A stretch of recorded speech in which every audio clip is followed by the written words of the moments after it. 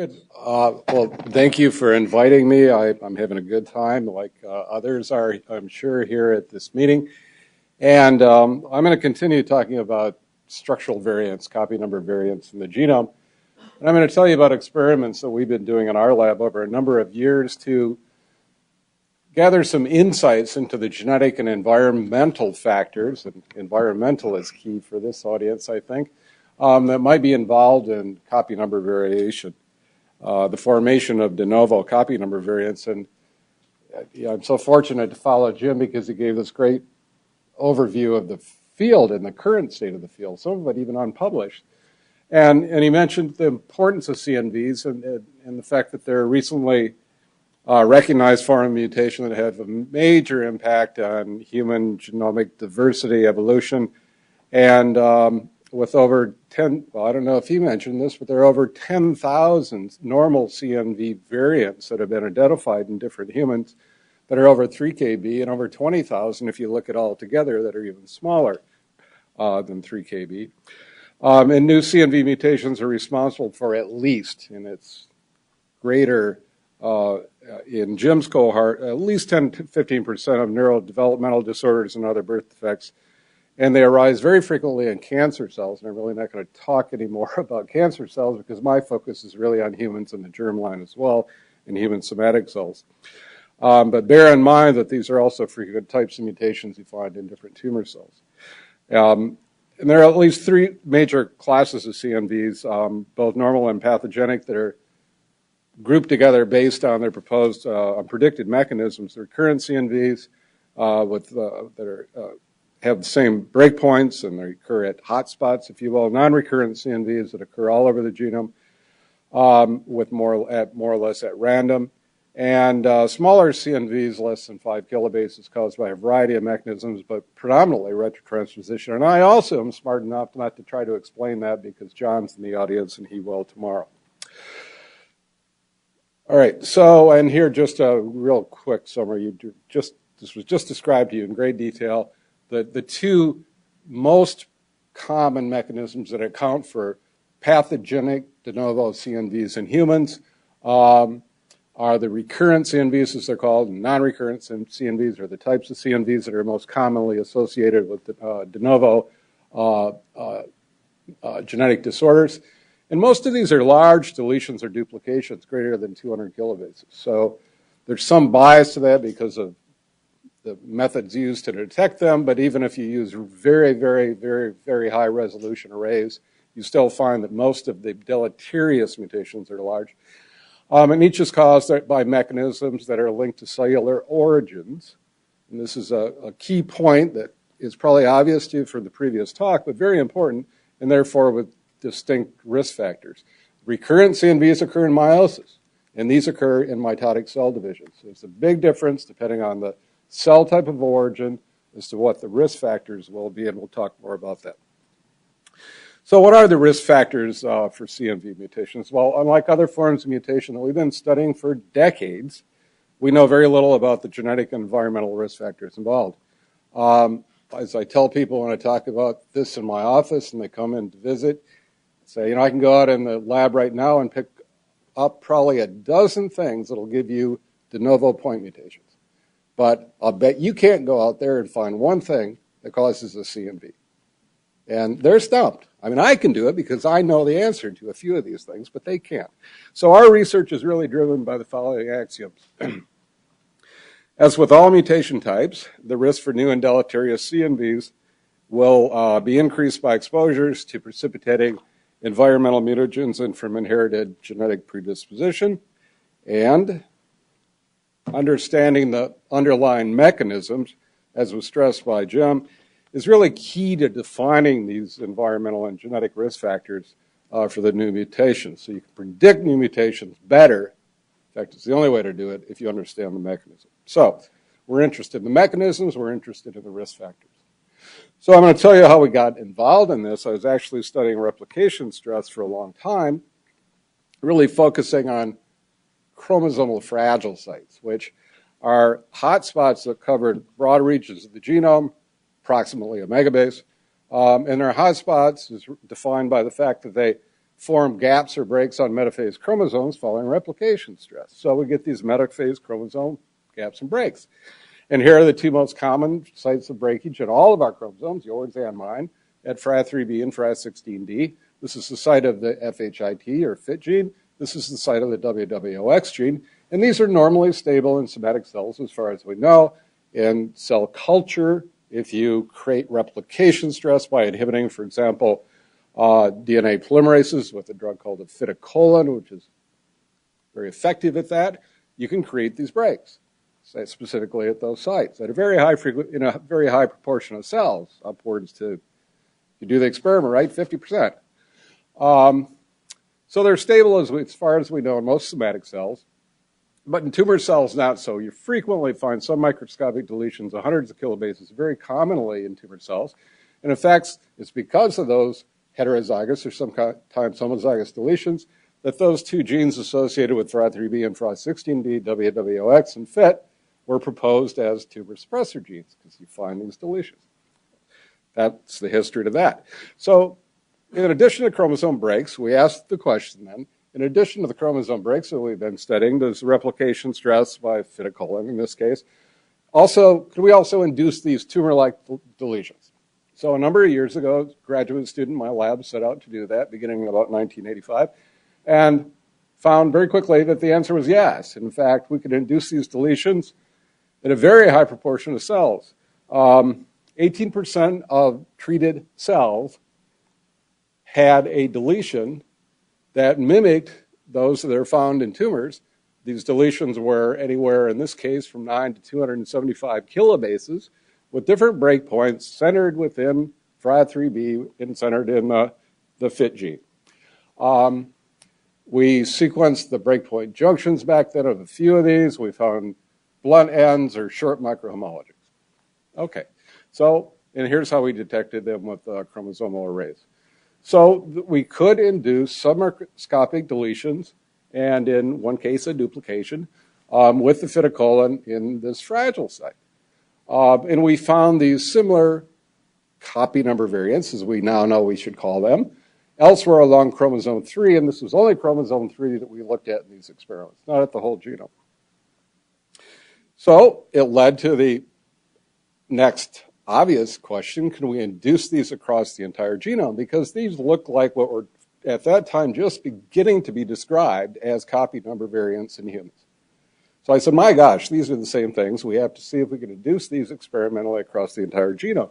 So we did that. And I remember, if you treat, these are produced during replication. So if we treat a cell culture, a population of cells with a replication inhibitor like acetylcholine, we can't just look at that entire population for these CNVs because not every cell is going to have a hit. And every hit is going to be different in different cells if our hypothesis is right. So therefore, it requires looking at single cells. And this is one way of doing that. There are new ways that are evolving that will make this much quicker, we hope. But what we did is we treated cell populations, plated cells at low densities, and picked single cell clones. And then looked at the DNA on microarrays, either on CGH arrays, SNP arrays, or with a whole genome approach using mate pairs sequencing, which I don't have time to go into. And we found that acetylcholine induces a high frequency of CNVs in normal fibroblasts. These are normal cells across the genome with a few hotspots, but mostly at random. The frequency that we found was 2.5 new CNVs per cell. It's 2.5 new large mutations per cell after treating with low-dose acetylcholine for just a few cell divisions. Interestingly, in the population, there are also these de novo events that occurred either in the individual somatic mosaics in the little biopsy, but more likely during the culture of those cells in the population. That's an important thing to remember.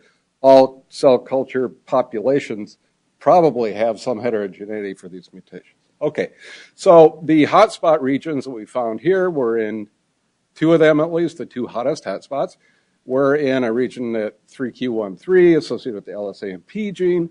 It's a hotspot in cancer for what are probably passenger deletions, and at 17q11.2 in the middle of a large gene called AUTS2, where point mutations and CNVs have been associated with autism in some individuals.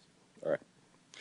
So we cloned breakpoints and sequenced across them and found microhomologies of 2 to 8 base pairs, a few blunt ends, and some short insertions up to about maybe 10 base pairs at all of the breakpoints. So the mechanism was consistent with a non-homologous repair mechanism, such as non-homologous end joining or FOSTES, which Jim just described at that time, and he called it FOSTES. He just described it. Most were simple deletions or tandem duplications. There's a caveat to that. But some, and it's probably more than some, it's probably about half, were complex CNVs, interrupted by normal sequence insertions or induced inversions. I say half, I'm guessing at that, and we'll get to that in a few minutes. And these mimic the largest class of both normal CNVs and pathogenic CNVs, these non-recurrent CNVs. So this is with the fiticolin, specifically inhibits DNA polymerases. So we had to take this further and ask if other agents that will inhibit DNA replication in a similar manner, but through a different mechanism, can also induce CNVs. So we chose hydroxyurea. We hypothesized that any agent that perturbs DNA replication has the potential to induce CNVs. We tested this with hydroxyurea as a second model replication inhibitor, and hydroxyurea inhibits ribonucleotide reductase. It reduces cellular DNTP pools, and it leads to slowed or replication, paused replication, stalled forks, and sometimes collapsed forks, all of the above. It's an FDA-approved drug for the treatment of sickle cell disease in both adults and children, and it's also used for other thalassemias and other forms of cancer, in some forms of cancer. So what did we find? We found that hydroxyurea induces CNVs at a high frequency in normal human fibroblasts. Here we treated cells for 3 days before plating for clones. This particular experiment had kind of a high background of 1 new CNV per cell. It was due to a few outlier colonies. One caveat of these experiments, they're very expensive. We have to look at each clonal cell population on a genomic array. It can add up to a lot of dollars very fast, so we're limited the number of clones we can look at. The end here was usually 15 clones per treatment. What we found is that at 100 micromolar, 200 micromolar, it fell off somewhat at 300 micromolar. I think I know why. These cells grew a lot slower and went through fewer cell divisions. Most of them didn't divide even once at 300 micromolar. And what we found is that there was, just like a fiticolin, a highly significant increase in de novo CNVs for cells. When we corrected or did another experiment and looked after just 2 cell divisions before plating for single cell clones, we still didn't get a great dose response, but we found that the untreated cell frequency went down a little bit, and we found about 1 new CNV subtracting the background per cell after 2 cell divisions at 300 micromolar. All right, so what we take from this is that hydroxyurea, just like a fiticolin, is highly effective at inducing these new CNVs. All right, the HU and a fiticolin CNVs are very similar, if not identical, in breakpoint sequences, with the majority having between 0 and 8 base pairs of microhomology at the junctions. Some had short insertions. Interestingly, we didn't see any in these experiments greater than 8 base pairs of microhomology, and there is a certain proportion of human de novo CNVs that do have up to 20 or 30 base pairs of homology. We're not seeing that. Maybe the mechanism's a little different. I don't know. It's a different cell type as well.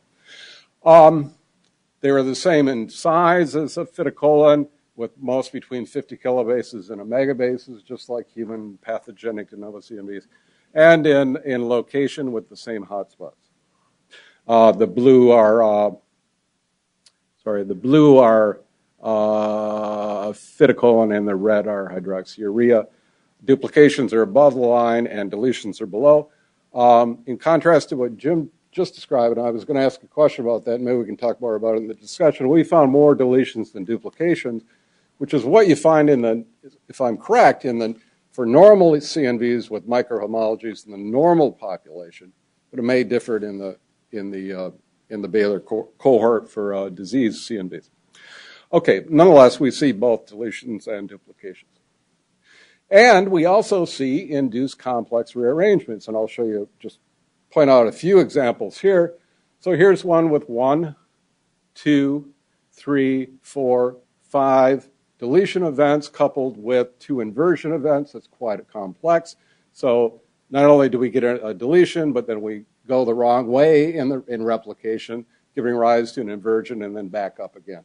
So these can be highly complex events, very similar to what Jim was describing. And here's another clone with 10 deletions. We haven't characterized all the breakpoints here yet. These take a lot of time. These are a challenge. And that's why it took us postdoc 5 years to characterize those first events in humans. They're very hard to PCR cross these breakpoints. And I say this is at least 10 deletions. There are probably other things going on in here. Just looking at the scatter in this array, it's unusual because the background scatter isn't like that. And I predict we're going to find inversions and some duplications and other complex events in here too. So the few junctions that we have characterized, well, we did all of these, and this particular complex event had 0 to 6 pairs of microhomology at all of the junctions. A few of those were coupled with deletions at the junctions. I should add short deletions as well of nucleotides. I'm sorry, insertions at the breakpoints, not deletions, as well as the microhomologies. And I think this is underestimated, the frequency of these events. I said we found some. I think it's actually a lot in the population. And I think we underestimate the frequency of these events due to PCR bias, because we can only PCR across the obvious breakpoint junctions at about 60% of the cell clones that we attempt to do so in, telling us that, well, we're not that bad at picking primer pairs. There's probably something complex going on there. Okay. And these resemble the chromothripsis events in cancer and constitutional CNVs that Jim described. So what are the implications of the HU work specifically? Well, as I mentioned, hydroxyurea is an FDA drug for the treatment of sickle cell disease in both adults and children. It is the preferred drug. It's highly effective. It does a good job at preventing the crises. It's been now approved for use in children. There's a daily treatment regimen with a desired peak serum concentration of 200 to 400 micromolar.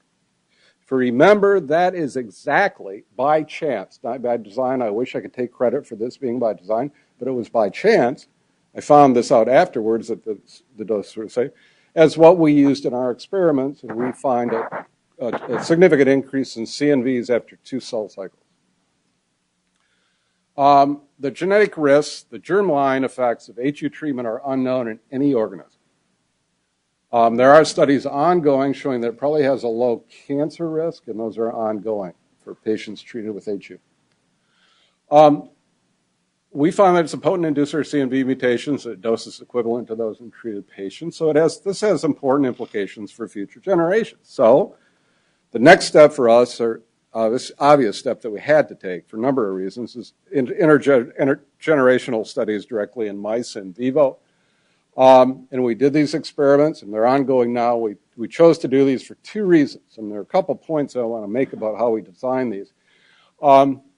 Number one, it allows us to go from cell culture to in vivo studies to test the hypothesis that replication inhibitors, agents that create replication stress, will induce germline CNVs, or perhaps also somatic CNVs. We can look for those as well. And the way you do these, and we're doing it with a very important compound clinically. So there are 2 reasons for doing these experiments. Looking at the risks in males treated with HU is really rather straightforward. These are replication inhibitors. You're looking at effects of the mitotic cell divisions during gametogenesis, in or leading to the germline. So you treat males during spermatogenesis, in other words, during adulthood. And we're doing that for a number of rounds of spermatogenesis over almost 60 days of treatment, and then looking at de novo CNVs in the offspring and also looking for phenotypic effects. Pretty straightforward conceptually. Ongoing. Took us a while to get the proper doses here. Mice are much more sensitive than anybody predicted to the germline effects of hydroxyurea. Females, though, it's another story, and this is important because not everybody thinks about this. So females, we have to treat females during mid-pregnancy and look at their grandchildren, not at their daughters. And to me, I think about these things in meiosis, and it's the way I design the experiment, and I explain it to people, and they're going, what? Why are you doing that? And to me, it was intuitive, but it's not to everybody because we're trained differently. It's important. If you already know this, then fine. But the females go through all of their mitotic divisions during gametogenesis when there's fetuses. It's all done by essentially 2/3 of the way through pregnancy, if not earlier. It's all done. From that point on, the eggs are arrested in meiosis 1. So if you treat a female before she's pregnant, you're only going to hit those cells arrested in meiosis 1. It's great for looking at things that create aneuploid, but not for CNVs. Now, if you treat a female when she's pregnant with HU, it's great for looking at teratogenic effects, developmental mutations, maybe some mosaicism, but not at germline effects. So we have to treat that female when she's a fetus. So you treat grandma, and you look at her daughter's children for de novo CNVs. And I stress this, and it may be obvious to half of you or all of you, hopefully, but I know it isn't to everybody because you have to think that way in designing experiments looking at environmental mutagens for anything that might affect cells as they're replicating. Not just replication inhibitors. Bear in mind, a lot of point mutations also occur because of errors during replication. And I look back at the literature in this area and the large-scale studies that have been done, and it's not being done this way. So you're looking at teratogenic effect and not germline effects. So keep that in mind. Okay, I'll stop preaching. So what's the summary and implications up to this point? Well, non-recurrent CNVs are induced at a high frequency by inhibitors of DNA replication in normal human cells. They model the largest class of both normal CNVs and de novo CNVs associated with genomic disorders in humans. And the breakpoint junctions demonstrate a non-homologous mechanism of formation. Unlike other forms of mutagens, assays leading to replication inhibition or CNV formation are really not established. We haven't been looking for things that inhibit replication. We've been looking for other types of mutagens. All right, so we can also use this assay, and I'm going to go very quickly on this because I think I'm running out of time. I have how long? 25 minutes? Total? I think there's something wrong. There's something wrong with that. I thought it was going forward. It's actually going backwards. I have 18 minutes. Anyway, give me a heads up when I get close.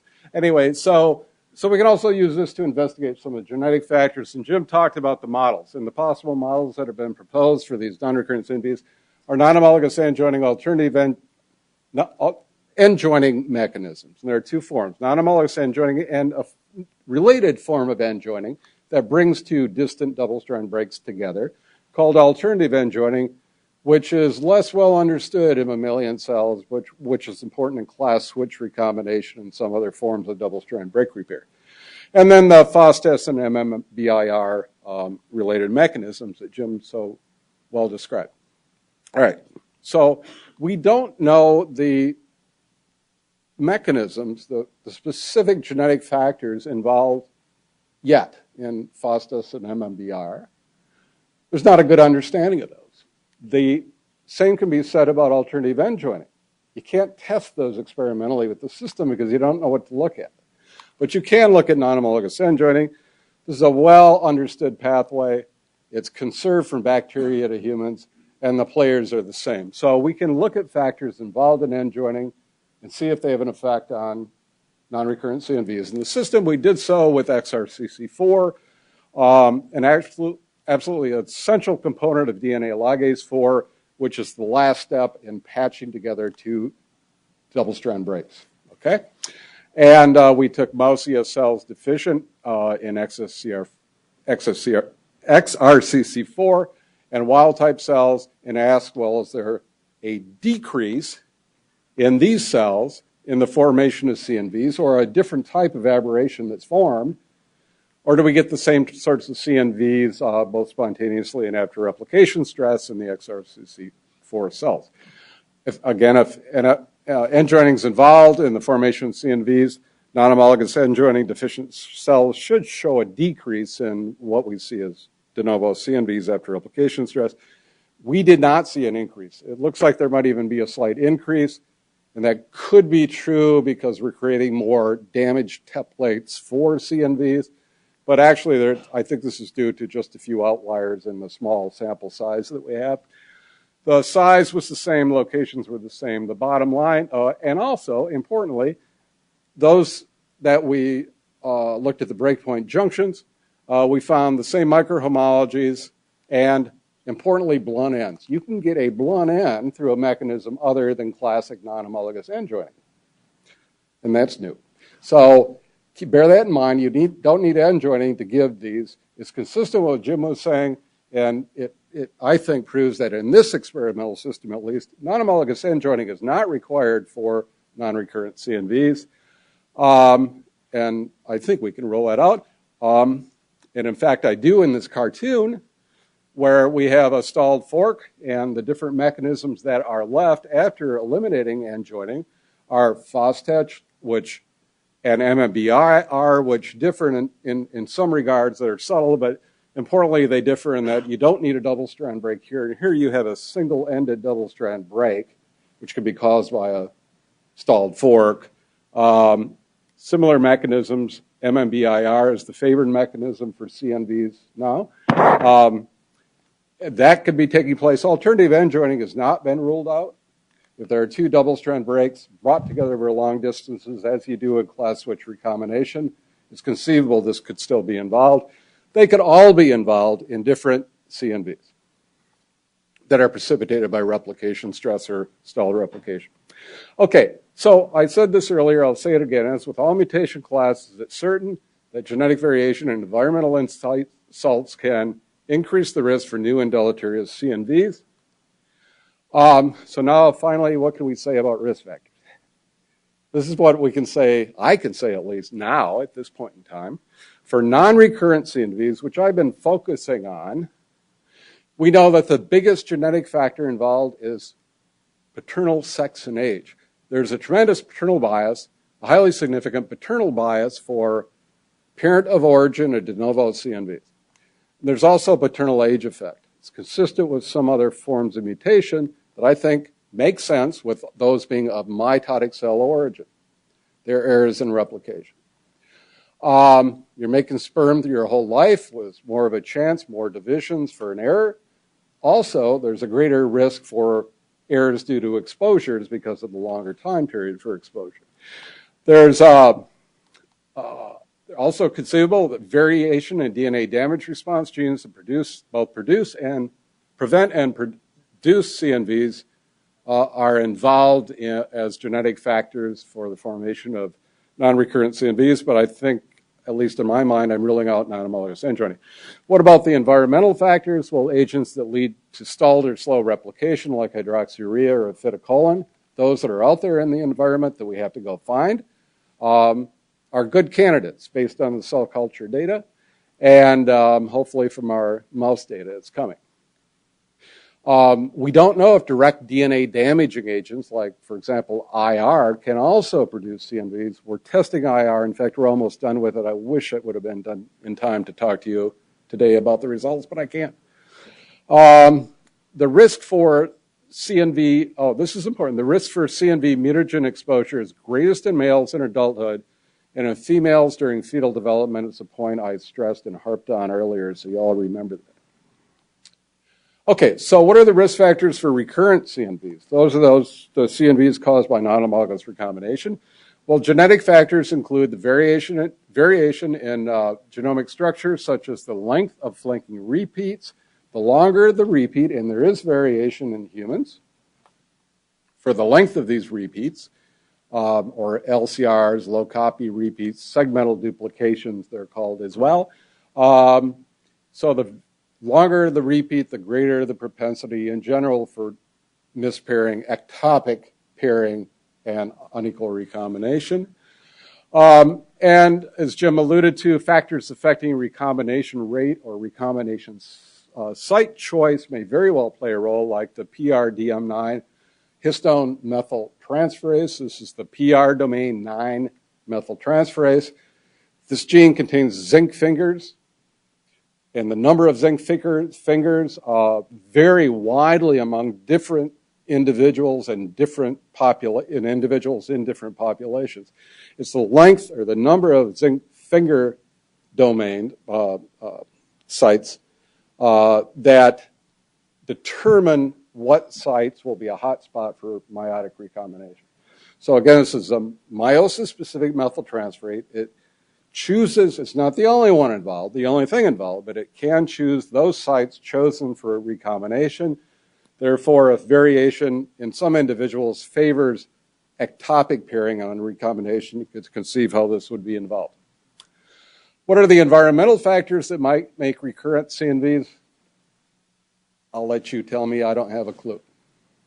We need some good assays for that. Okay, so what are some of the needs and challenges? I'm going to talk more about this on Friday. And these are just a few specific to my talk.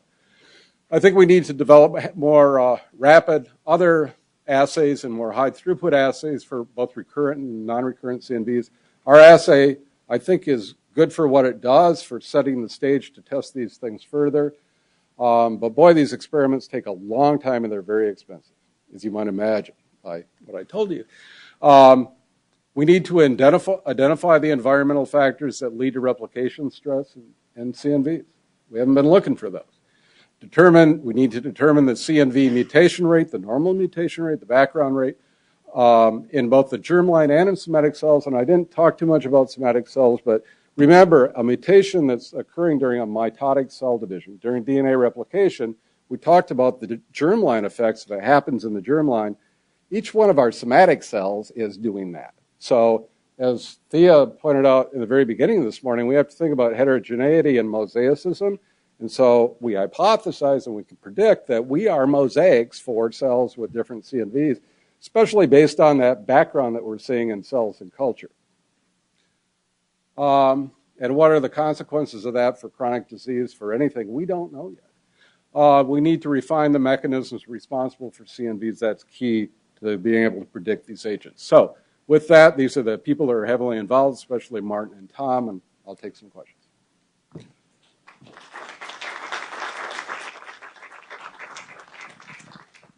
Well, thank you for a very interesting talk and for setting up what's sure to be a very useful discussion later on. We'll take a couple of quick questions. Yeah, the background levels were in cells and culture, right? Yeah.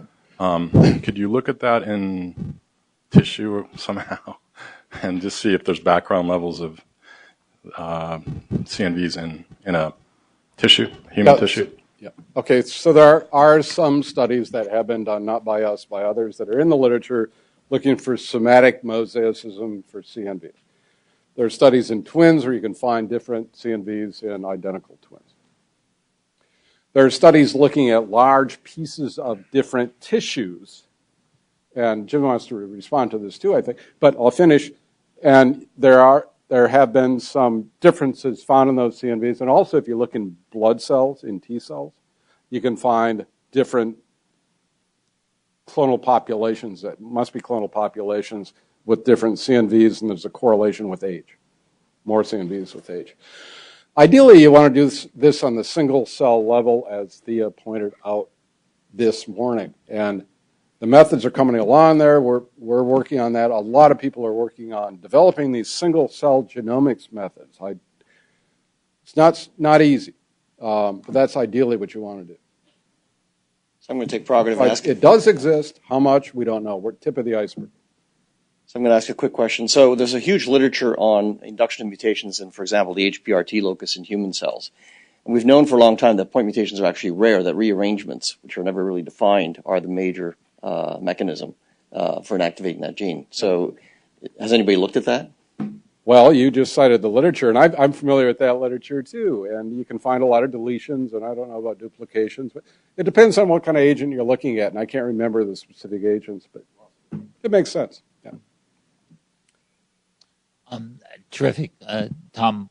To follow up on that last question, Yep. the other experiment, the twin stuff we're done with early arrays. It's a little bit fuzzy to me, but the experiment I really liked was Alan Bradley took the same ES cells Right. and grew different mouse lines and could find CNV variation from that, which I think was quite interesting. But back to your talk. Just to comment on that, so these cells we did, the XRCC4 experiments were mouse ES cells. Yeah. They had to be cultured the same way Jim did it, and we saw background there too, so it's all consistent. Yeah. But Or Alan did it, I'm sorry. I find your experiment with the XRCC knockout just really incredible that you can still find blunt ends. Yeah. I mean, this finding Prize. that the whole field uses signatures, and if you're blunt end, they say it has to be non-homologous end joining. And the same thing for microhomology if you have a singular event, but you can get a singular microhomology event by FOSTES times 1. So, Yeah. I agree. I thought that was important as well. Tom, since this is a live webcast and since it's being archived, I just wanted to let you know that people in your lab emailed me and they can find compounds that would cause CMVs.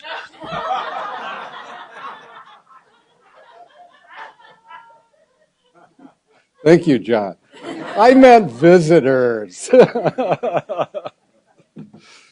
Okay, thank you very much, and we'll move on to the next talk.